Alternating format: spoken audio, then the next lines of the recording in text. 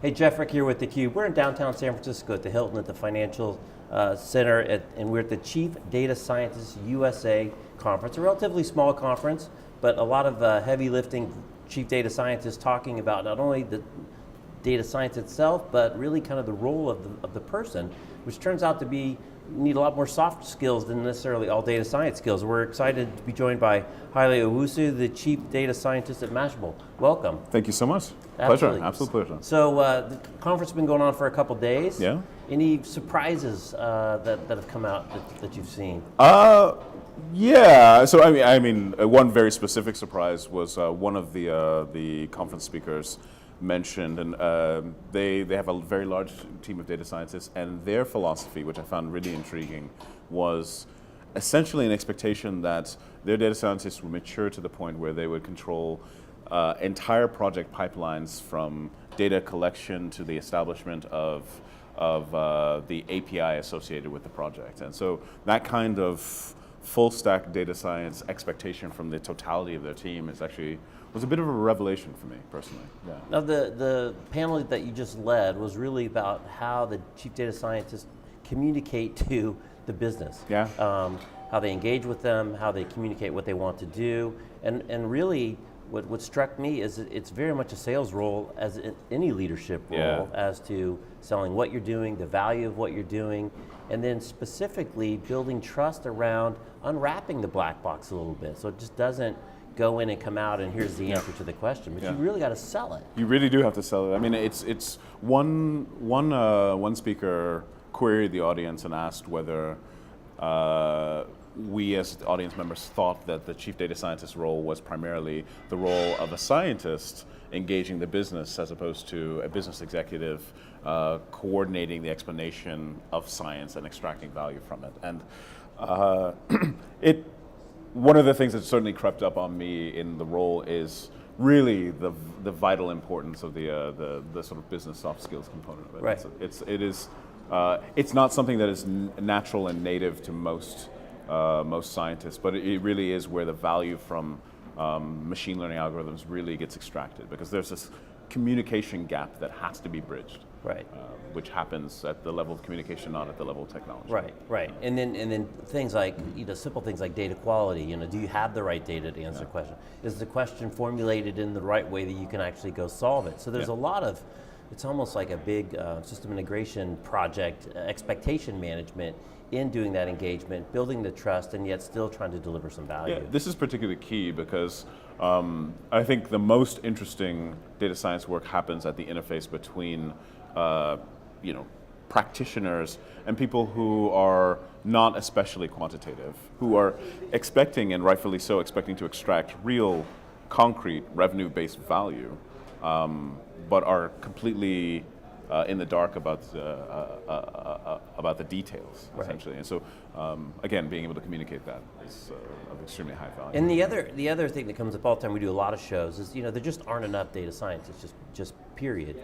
And we go back to kind of the buggy whip. There weren't enough buggy whip manufacturers for cars or chauffeurs, right? When they first came out with cars. So we really need to change the discussion. And the chief data scientist has to help the business users and kind of drive down the tools, the engagement, the interaction to people beyond just the chief data scientist to really get the increased buy-in. I thought it was pretty interesting.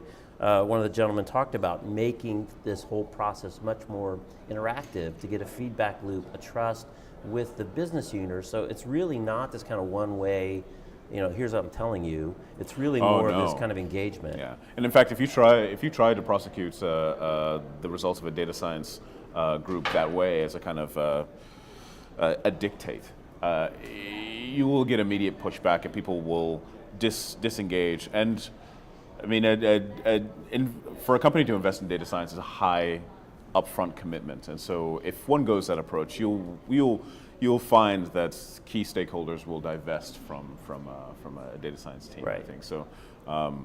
It is far less a dictation and much more of, it's kind of an ambassadorship, actually. I mean, you are sitting on techniques and approaches that are probably relatively new to the industry in which you're housed, and you have to sell them on investing both time and money and effort in unearthing this functionality and embedding it in the company. Now you have a day job. You don't just run conferences all the time. I don't. So No. you're in charge of the velocity technology at Mashable. That's right, yeah. Which is the viral life cycle of digital media. Yeah. Really interesting. Everybody wants their content to go digital, right? Or go viral, excuse me. They do, yeah. So just curious on that project, what are some of the things that you've discovered? What are some of the surprises that most people wouldn't think about? How do you continue to tweak your models as social media continues to evolve and adapt? And it's Twitter, it's Facebook, it's Snapchat. God knows what the kids are going to be on next week.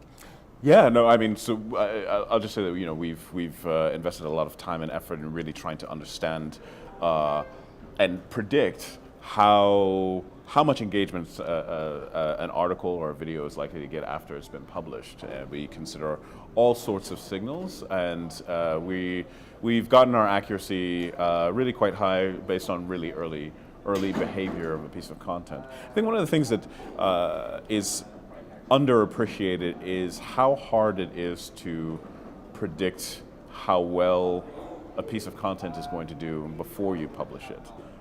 There's a huge gap in explanation between how well something is going to do after it's been published, and you actually get a few indication of how well it's doing initially, to having no information whatsoever except information about what the content is, whether it has an image, whether it's talking about this topic or that topic.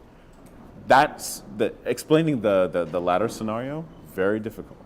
And we've made some strides along those lines, but it turns out to be probably a fairly fundamentally difficult problem. And are there just some triggers that you see as a kind of a typical behavior for things that really fly, that kind of hit that magic around? I just go back to the woman with the Star Wars mask in the car, right? And she tells the story. She puts on her Wookiee mask and laughs at herself. No idea what you're talking about. You haven't. Oh God, you got to see this thing. But it went crazy viral literally overnight. I mean, she went to bed and she woke up the next day and she was an internet star. It's not a published piece of news, but still, just she hit that magic, and everyone wants it. And the other, of course, factor is everybody is the overnight sensation, but you didn't know they've been working for years and years. But knowing what you know, do you try to bake that in? Is it baked in with tags? Do you basically let the author write it as they would in their voice and then come back and make adjustments? I mean, how do you kind of bring your skill set, your data, your knowledge of what's gone before, and help make sure that great piece of content that's getting published tomorrow gets the proper, if that's the right word, amount of uptake?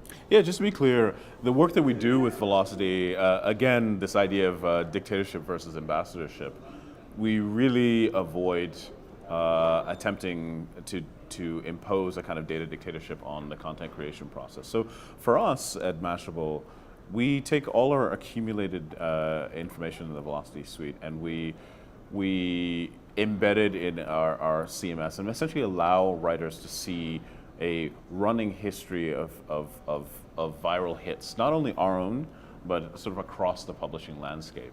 And what we found is that writers are able to distill from sort of a collection of greatest hits, filtered by topic, filtered by time window, filtered by language keywords. They're able to incorporate that collected history into their writing, and we found that in general that tends to yield better outcomes, both in terms of overall engagements, overall viewership, but also I think we find in terms of just like the depth and quality of the content, because it also allows you to see sort of where similar content has fallen short. Right. So we don't make sort of dictatorial recommendations as to what folks will write about. That's not our way. Rather, we use the technology to be able to distill out what has worked in sort of a historical compendium, present it to writers, and then they can use their judgment as to how to use that for their writing. Right. And so we come back a year from now, as you look forward, as this landscape continues to evolve, what are you tracking? What are you keeping an eye on? What are you excited about that's kind of changing in this world? I mean, without question, it's a popular buzzword, but it's actually sort of revolutionizing how we're thinking about content, and that's namely in improvements in the state of the deep learning art. So the use of long short-term neural networks, convolutional neural networks, they've allowed us to do feature extraction on images and text in a way that we hadn't been able to before, and there has been a significant improvement in our ability to do predictions along these lines. So, the pace there is very fast. I have no. Basically, it's impossible to say what that's going to look like even a year from now. But there's no question it'll be an impressive advance forward for us in the future. Very exciting. Yeah. Well, thanks for taking a few minutes. No, thank you. Absolutely. Pleasure. Yeah. Haile Owusu, the Chief Data Scientist from Mashable. I'm Jeff Frick. You're watching theCUBE.